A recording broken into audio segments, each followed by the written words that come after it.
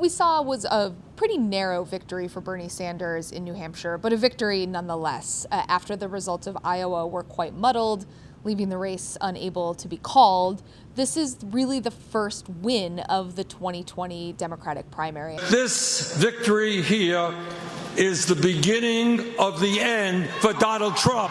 And Sanders can claim, rightly so, that that victory is his.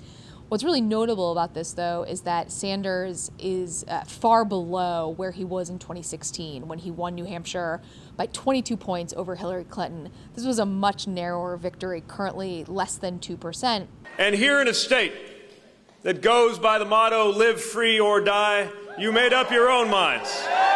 What we saw is two moderate candidates from the Midwest who were nipping at Bernie Sanders' heels. Pete Buttigieg in particular, who is just behind Sanders in the vote in New Hampshire. Hello, America. I'm Amy Klobuchar, and I will beat Donald Trump. Klobuchar was much more of a surprise. She had a really strong pre-New Hampshire debate, really a standout performance that seems to have brought a lot of new voters into her camp just in the last few days before the primary. What's notable about this is that Klobuchar and Buttigieg are both moderates, and it suggests that there is a large percentage of the electorate, at least in New Hampshire, who was interested in a candidate that is more moderate. The fight to end Donald Trump's presidency is just beginning.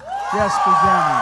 Joe Biden really just had a dismal night, and it comes after a really dismal night in Iowa. He was 4th in Iowa, 5th here in New Hampshire.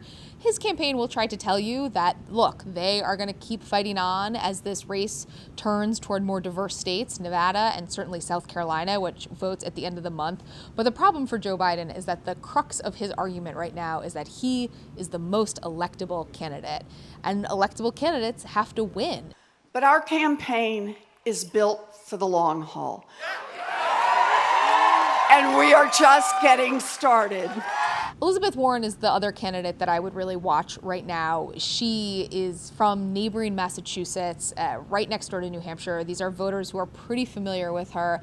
And she was getting good crowds, enthusiastic crowds in the lead up to the primary, and it just simply didn't come together. It's on to Nevada. It's on to South Carolina. Bernie Sanders has spent the last 4 years really trying to deepen his relationships with Latino voters, with Black voters, and we're about to see if that work has paid off as he gets into this more diverse part of the primary calendar. The challenge, though, is particularly acute for someone like a Pete Buttigieg and an Amy Klobuchar. They are less known among diverse communities. They don't have as much of a connection there. They haven't had to spend as much time working on some of the issues that are particularly relevant to Latino voters or Black voters. And they both argue that as voters get to know them more, as they have more success in these early states, that will translate throughout the country. But it's undoubtedly a challenge for them.